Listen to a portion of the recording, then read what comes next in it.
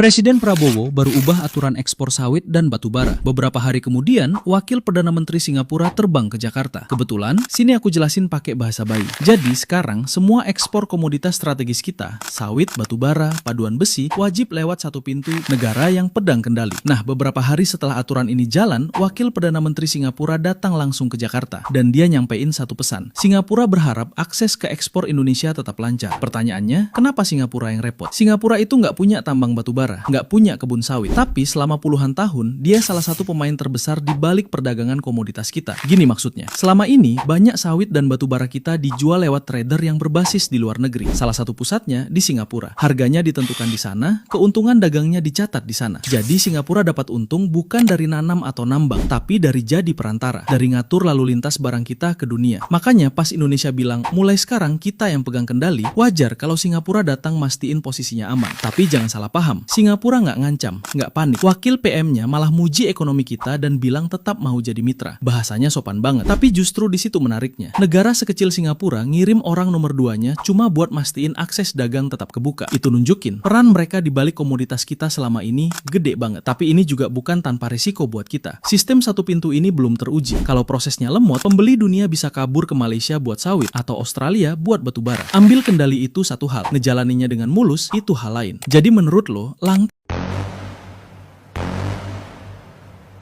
bahwa Indonesia punya kunci. Kunci apa ya? Bahwa besok kepemimpinan di tahun 2024 adalah kunci untuk menyelesaikan jagat raya, menyelesaikan dunia. Jadi yang terpilih menjadi presiden 2024 Besok menentukan. itu sangat menentukan perdamaian Dunia menentukan atas perekonomian dunia, menentukan atas segala tatanan yang ada terjadi di dunia. Tapi karena satu hal yang tidak boleh dilawan mereka ini, bagaimana membangun Indonesia ekonomi tanpa berhutang. Surabaya Yudi Sadewa belak-belakan menyampaikan penolakannya terhadap tawaran utang dari Dana Moneter Internasional atau IMF dan Bank Dunia saat kunjungannya ke Washington DC pekan lalu. Pihak Purbaya mengatakan kondisi fiskal Indonesia masih cukup kuat untuk menghadapi tekanan global tanpa tambahan utang. Ini mereka memang pengen malak kita doang.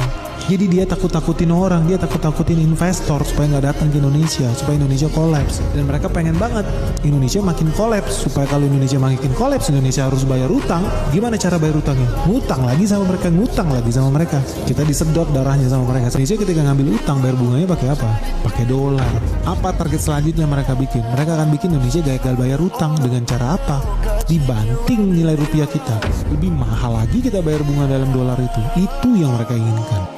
Indonesia now is more and more the land of opportunity. Once again, I mentioned that I